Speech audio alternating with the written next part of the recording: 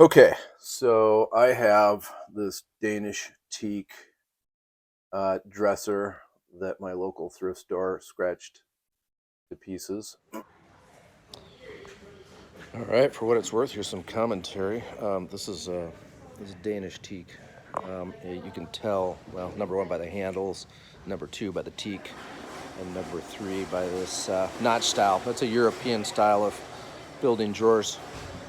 So it's funky, very low and very cool. I think it's going to be a winner. Okay, so as you can see, this has probably been dropped on one side out of a vehicle, but this is a new level. That is a rock stuck in the side of the dresser thing. Thanks, guys. I'm gonna keep that for later. So now I need to fix a bunch of that. So what I'm trying to do is figure out a tone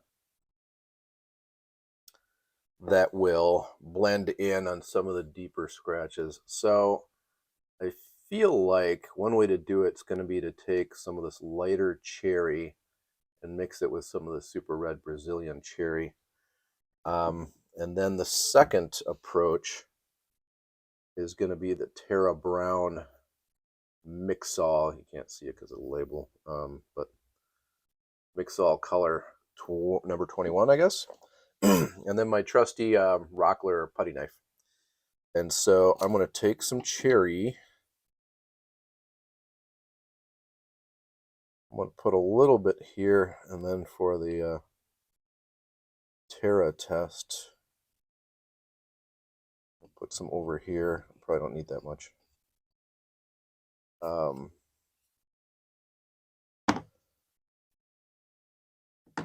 don't want to cross-contaminate, so I'm going to just wipe the bulk of it off.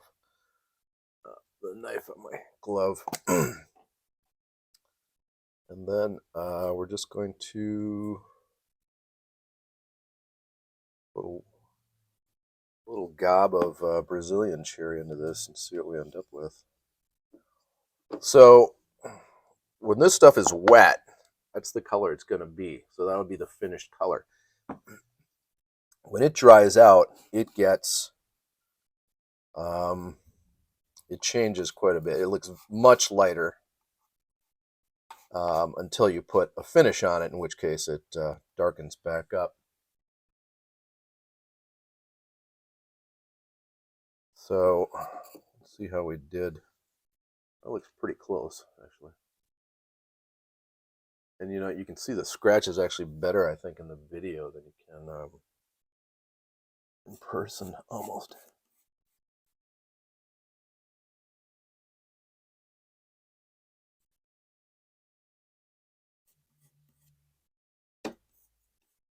And so anywhere where it looks like they went through, whatever scratch this went through the finish entirely, I'm just going to throw some into those hairlines, those scratchy areas. I don't know if I'm in frame there. But yeah, I just want to kind of rub it into the scratch spots, the low spots. Yeah, I'm good. So there's the big one, big snake over here. I'm gonna get some of that.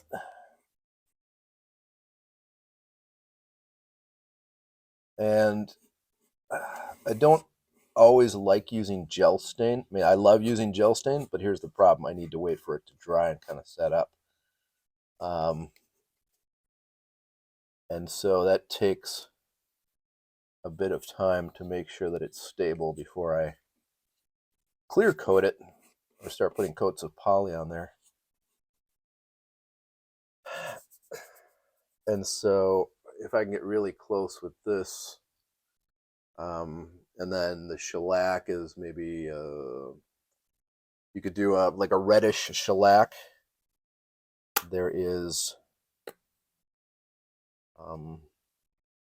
There's a garnet shellac, and that will also put some red into this, and then it will kind of darken up. If you put a finish on the putty here, it will darken up. And so I learned from some time in photography days that the human eye is attracted to lighter spots. You know, you feel like, I think that's in frame. When you're looking at this beautiful piece of veneer here, you're thinking to yourself, man, it's another piece of sand. Um, when you're looking at something like this, the scratches just drive your eye crazy if you're anything like me, because they're so obnoxious. Just especially going across the grain. If the grain's running this way, get a big scratch, and it really sticks out like a sore thumb.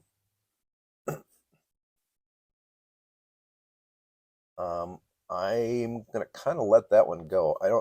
That one's not deep enough. It's kind of a bruise, and this by comparison, these scratches, I can see this lighter wood underneath. And I want to make sure I have some color in there. Otherwise, I'm just going to end up with scratches that have been finished over.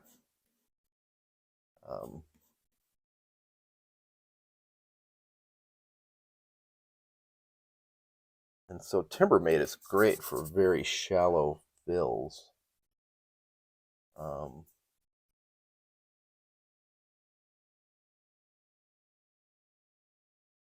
The one that's really cuckoo bananas is over here. This might be one of my favorite pieces of damage of all time.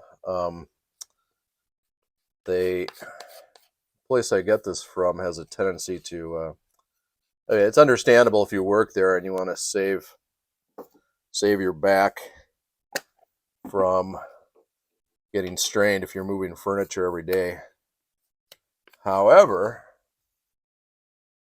you know, I need to basically fix any damage that they do along with the stuff that came from the previous owner and whatever dogs they had that like to chew on the furniture. And so, let's see, I'm mixing up a little bit more. I don't think I needed this much, but fine. So what I'm coming to is you can see this big line across here. That's not great. But this hole right here, this little crater, that actually had a rock stuck in it when I was picking this piece of furniture up. And so that was just a new low in you know, it's product. They're getting it for free from donations, but at the same time, you're destroying your bottom line when stuff gets treated like this. So the crater I overfilled because if it shrinks, I want it to stay level, at least as I want it to be even with the surface of the wood here. And so if it shrinks a little bit, I want it to stay level. So I'm going to overfill it, sand it back down, and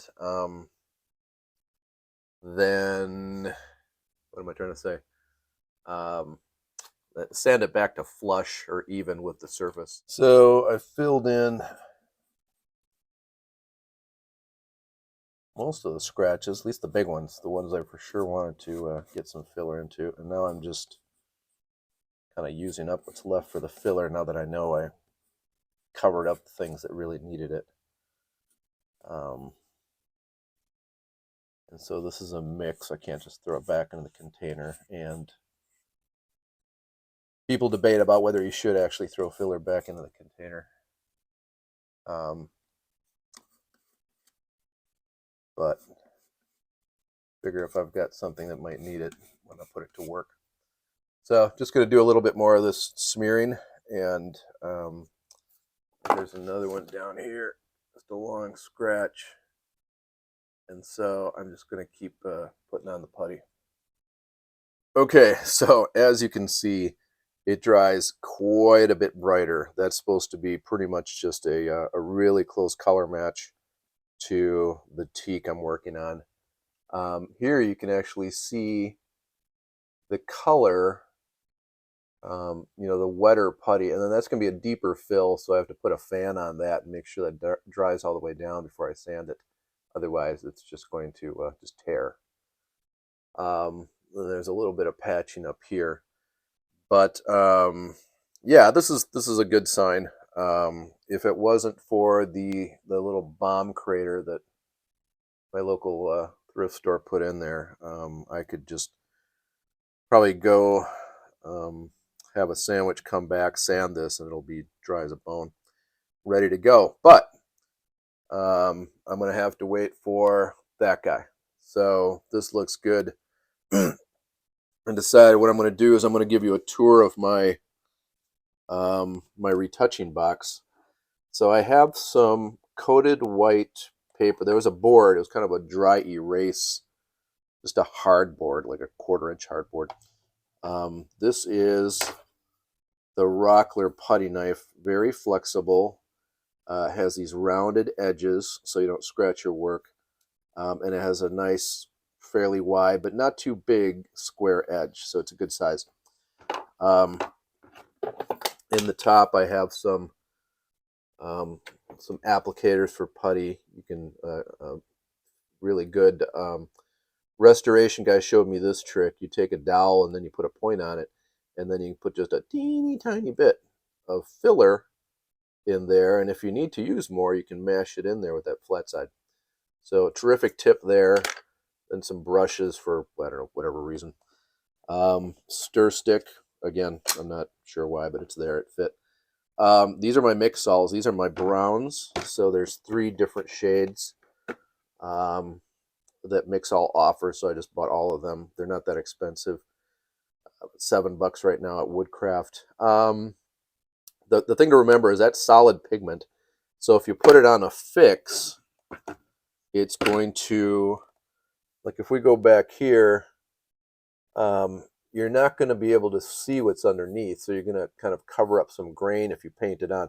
If you do the whole thing, it's going to take away some of that contrast between, you know, the dark, the light spots, and these lighter streaks. It's going to become flatter and kind of mask it. So back to the box. That's why I have the old Timbermate, well, not the whole Timbermate collection, quite a bit of it.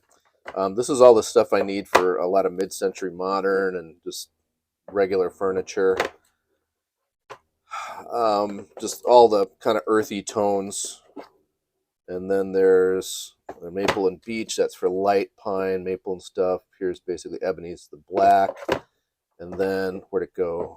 There's a white one, and that's the natural or the tint base. I mix the regular colors.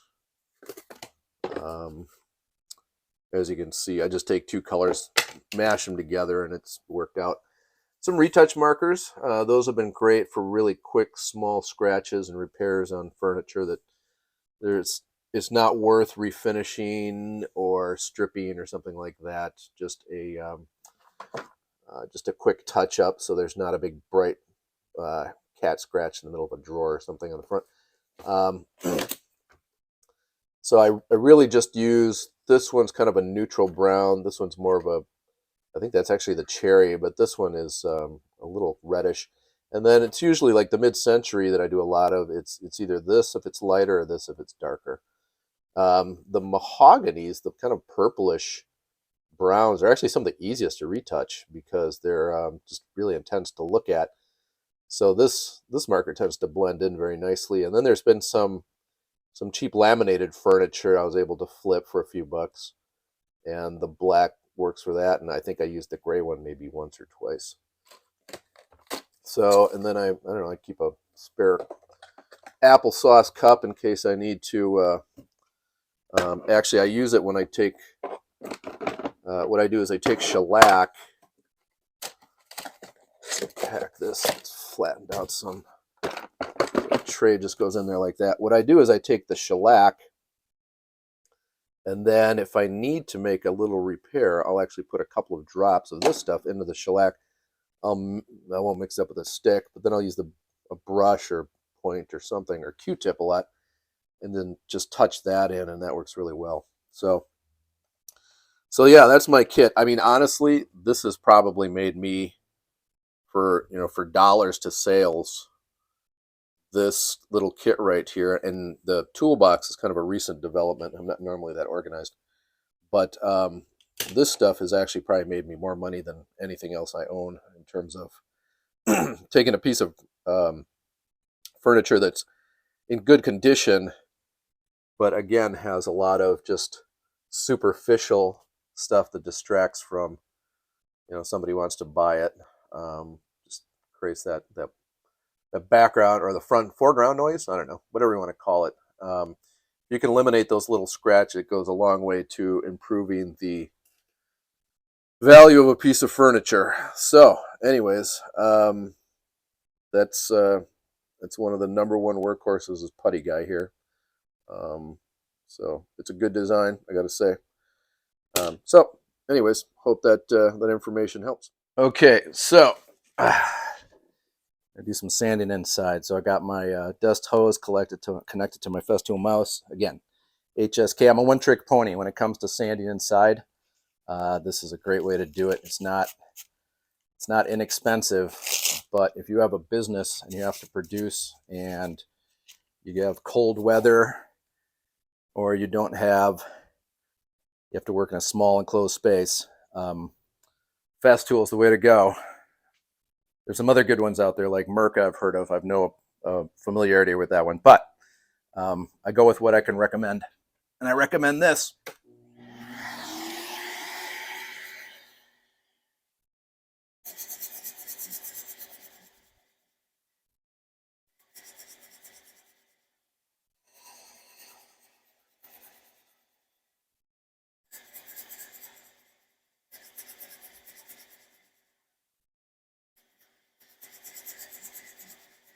I'm going with the 120 grit just to take down the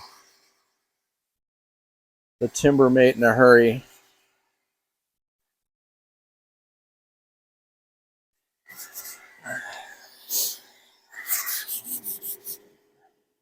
Oops, stepped on the hose.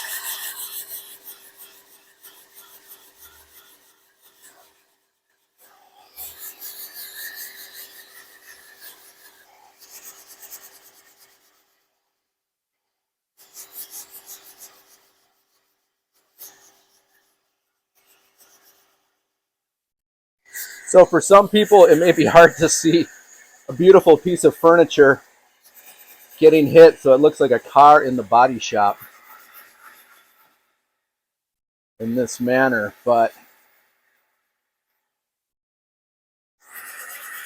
this is us breaking the eggs before we make the omelet.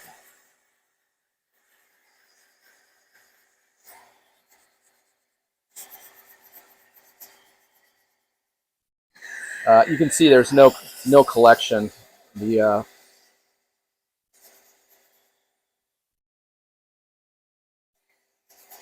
paper is clear. I'm not wearing a mask, mostly because I have to talk a little bit, if you can hear me. But I'm not concerned about. This is HEPA grade dust collection, so I'm not worried about the dust getting away.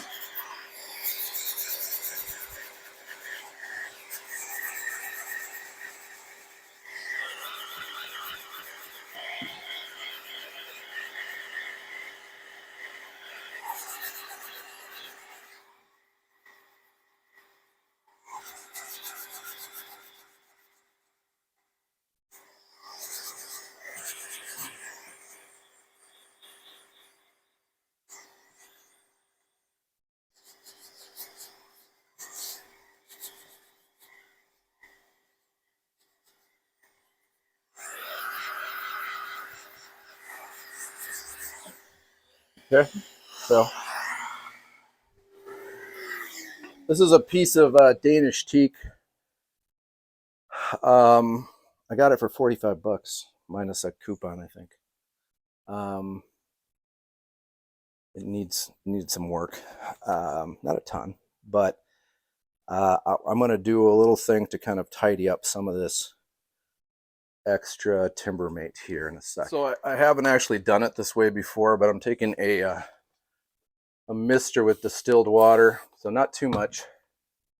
And what I want to do is just wipe back the microfiber cloth. I want to wipe back the Timbermate dust from the repairs. You can see how it's picking up the extras.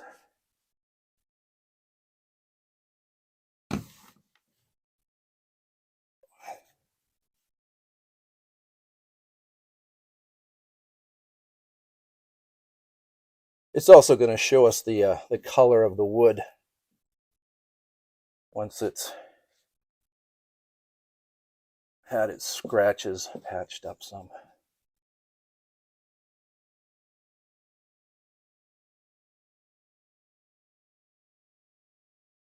So the plan is to hit it with Watco Danish oil. That's the best thing for, in my book, for Danish furniture, strangely enough.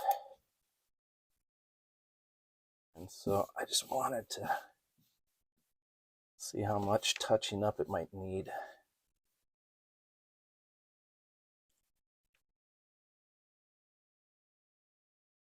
So it's pretty good. All these light spots will darken up when I put the Watco on there. So yeah, that's the next step in the cleaning this thing up. Okie dokie. So the idea is to get some more accurate color onto the areas where it's been damaged. So like there's a kind of a bald patch there, and that's our crater repair. And that's a pretty good color match, the nutmeg. And what's going to happen is that the Timbermate is going to absorb the tones, even if it's water-based.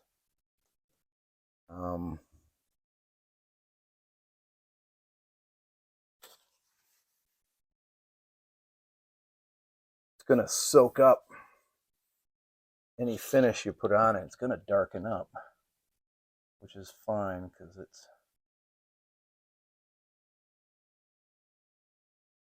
if it's too light, it'll stay light.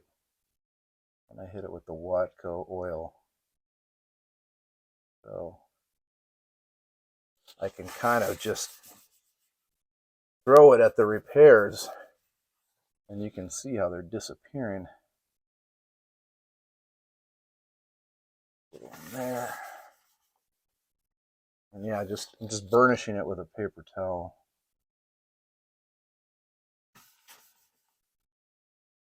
Teak is a kind of a crazy easy wood to fix up because it has a lot of character, a lot of streaking. It has a lot of busy lines built into it by nature. And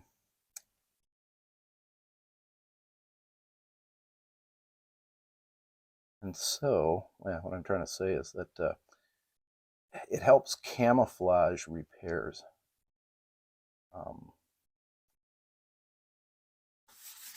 And so, in my experience, I've been able to get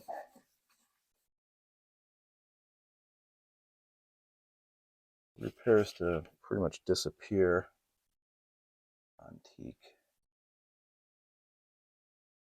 I'm trying to study what's happening here while I'm talking. So it's not perfect, but yeah, if you can break up any really long straight lines, that goes a long way to hiding your repairs. Kind of a weird stuff. And again, there's going to be that Watco oil is going to hit this, and it's going to flood out.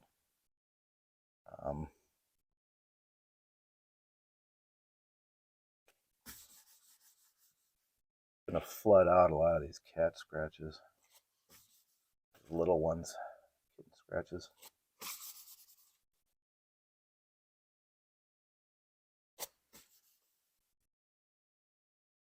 But yeah, just paint it on. Don't waste any time.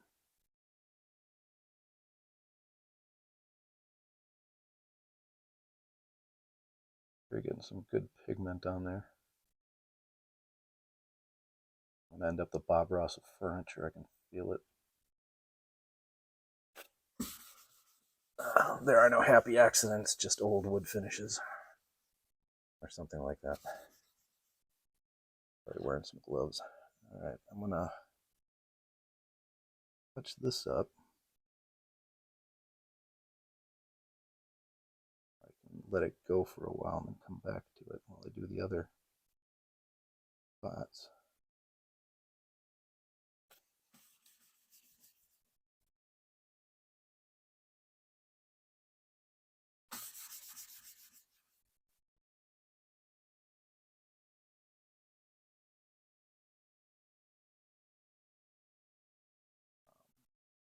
As you can see, I'm just hammering it on now. Let's see if check my camera angle.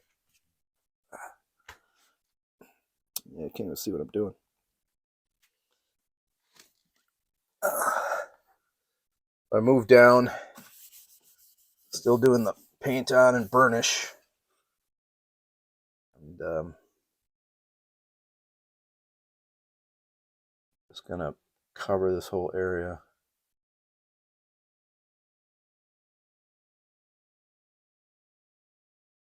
Pigment in there, try to make it look as natural as possible. Let's knock it back.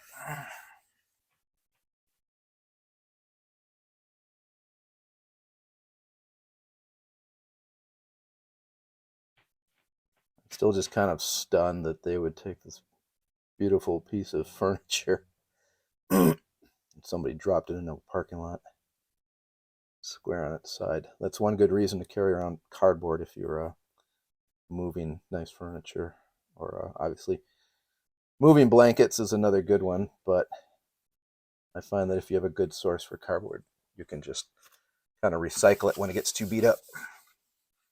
So that's an advantage. All right, I'm gonna have to fold my paper and update my burnishing. I got places to be. I gotta get this relocated my storage space. I'm gonna speed it up with the painting process. I'm gonna give this another shot.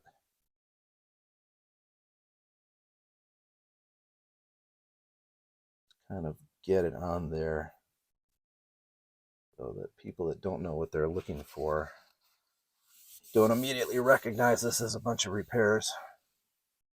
Just maybe some crazy grain in the wood.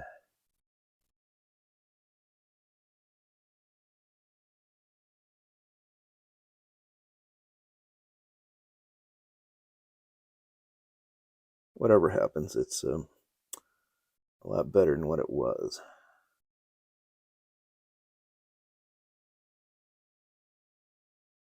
I think.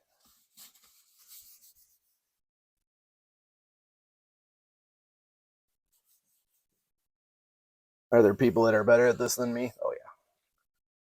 But they probably also have more time to devote to perfecting a piece. Yeah, that edge is a little dry.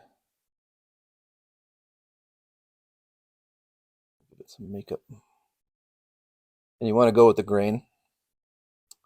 In case I wasn't talking enough, you want to go with the grain to actually get into the grain spots and get rid of some of these light areas. The places that got filled up by Timbermate are going to be running vertically on these pieces, or almost any piece. There are some exceptions, but right now all the lines are going this way.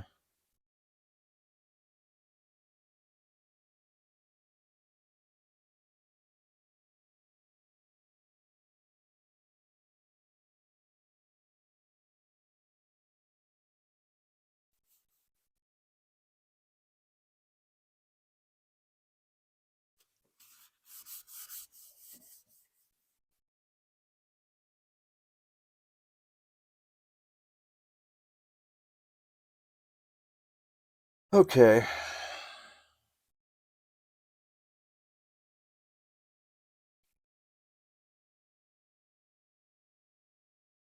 I had a week and a space to just let this sit with a few drops of gel stain here and there.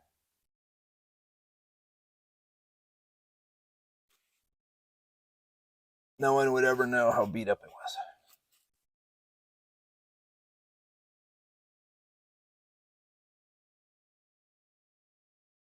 Yeah, I don't know who needs to see this, but this is just me just kind of playing at this point to see just how close this could get. And then if you're not familiar with this gel stain, this is General Finishes. I showed you the can earlier.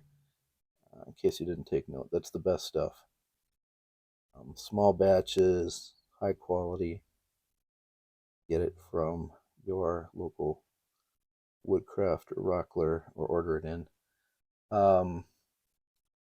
And if you need to take this off, not just wipe it back, the nice thing is you can kind of erase it by hitting it with mineral spirits. If you flood it with mineral spirits, even, I want to say even tomorrow, if you hit it with mineral spirits, it would soften up and come loose because it's clinging to the surface.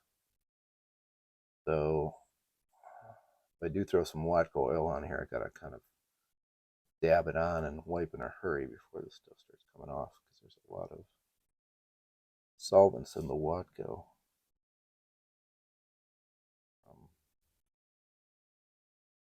But yeah, if you just kind of stipple this and then you look for the areas where you can kind of break up the big lines.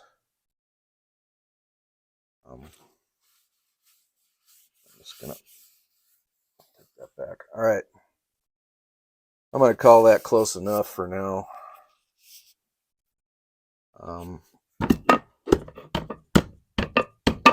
Only so much this weird little dresser is worth. So I hope that helps.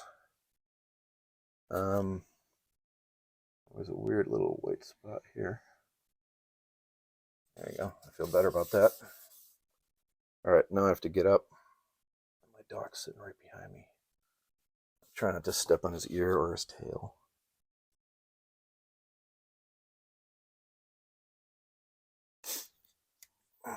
That would be a flipper foul. All right. On to the next thing.